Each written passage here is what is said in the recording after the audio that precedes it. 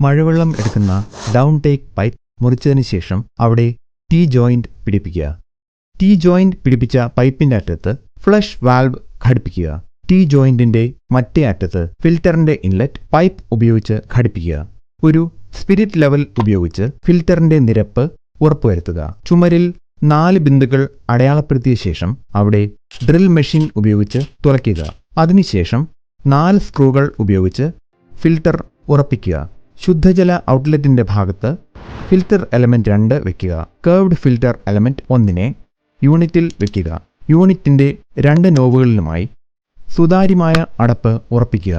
ഫിൽറ്ററിന്റെ ശുദ്ധജല ഔട്ട്ലെറ്റിനെ 4 ഇഞ്ച് വ്യാസവും 6 കിലോഗ്രാം ബലവുമുള്ള PVC പൈപ്പ് ഉപയോഗിച്ച് ബോർവെല്ലിന്റെ അല്ലെങ്കിൽ ടാങ്കിന്റെ കേസിംഗ് പൈപ്പുമായി ബന്ധിപ്പിക്കുക. ഇപ്പോൾ നിങ്ങളുടെ നീറൈൻ ശുദ്ധമായ മഴവെള്ള സംഭരണത്തിന് യോഗ്യമായി.